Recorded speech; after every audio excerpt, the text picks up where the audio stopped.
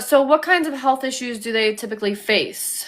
PRA is a big thing in our breed, so testing for that. So when you do, That's the I think eyes, it's, right? yes. And then if you do like Orvet, I think, or like Michigan State, like, and you do a Spanish water dog panel, they'll have like the hips, the elbows, the thyroid, all of that type of stuff. But and I do think it's like like on the Spanish water dog, but like finding out if the dog's a natural bob. Better make sure if you're a breeder breeding this breed that you don't breed to another natural bob because you have a high risk of spina bifida puppies and people could lie. Whoa, that's Yes. crazy. So it's very important to me that just because somebody said something, making sure that if I know my dog was docked and this breed can be born with natural bobs. So like no tail, they can be born with no tail. Yeah. I dock them because as they get older, their tails get in the way. If we do agility or they're working on a farm, like farm animals will go after a tail. Yeah. So we do that within 48 hours of life, but some of them are born with no tails. So how do you know if they were born with no tail or not if you didn't There see them is a born? genetic test actually. Oh wow, that's cool. Yes. And so how do you do the docking? So I take it to a vet. I've been watching, like, we are good friends with, I don't know if you've heard of Marty Greer. She was named #1 reproductive vet in the country. For Westminster, was that a year or two ago? I work alongside with multiple different vets, but I will go to like Kettleview or Marty Greer and within 48 hours of life, because then they don't remember it. It's like a circumcision. I do their dew claws.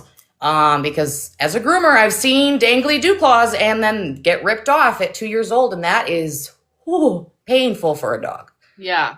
And these dogs are very high energy sometimes, and depending on what you're using them for, it can be really painful to lose a whole dew claw. That's like losing a whole finger at that point versus, Yeah. they don't remember it. But if you wait days, yeah, that's cruel. Right. So you can't miss the window. Okay. So health issues, PRA, spina bifida, anything else? There's that congenital height. I can't even pronounce it. It's and then the I can't pronounce progressive retinal it. neuropathy that can happen. But if you test and they're clear, then you shouldn't be okay breeding to another dog. Yeah. So so for instance, if a dog is carrying PRA and everything else they pass, you do not want to breed to a dog that is PRA. You will have blind puppies. Yeah. So it's all like health testing is important. Yeah. Checking for their hips and elbows. For like if you do service work, you don't want to brace on a dog until they're 2 years old. So making sure they better have good or excellent hips. If they have fair, that's a no. If you're using any type of brace work, because that's not fair to the dog. Oh, are they good for mobility Well, services? so not necessarily because they are a little bit smaller. Yeah, I thought so. Um, How big are they? So for me, they're a medium-sized dog. Enzo's going to be a little bit bigger. Our dogs are not a wicketed breed, so if they are proportionate with size, they are okay. Females are 16 to 18 inches on average, 30 to 40 pounds. Males are 17 to 20 inches and 40 to 50 pounds. Enzo will probably be a little bit bigger. They're not full mobility, but for me, it will be a light brace. My son is like 40 pounds. Casper's 38 pounds. So that is okay. I've talked to vets. I've talked to a couple service dog trainers. So that is okay to light brace, but full mobility, absolutely not. That would Okay. you would need like a Bernese Mountain Dog for full on mobility. Yeah, yeah, yeah.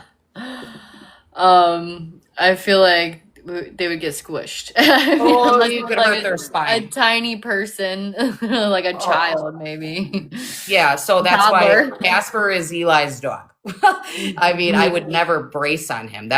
But he does have good hips. His hips, and we finally got him like a light brace harness. And he's 2. He's over 2. So I don't let puppies. I always tell people not to let them run on concrete until they're older because it can mess up their hips. So like being on grass and stuff, that's important because it can Hmm. mess up their hips while they're growing. Gotcha.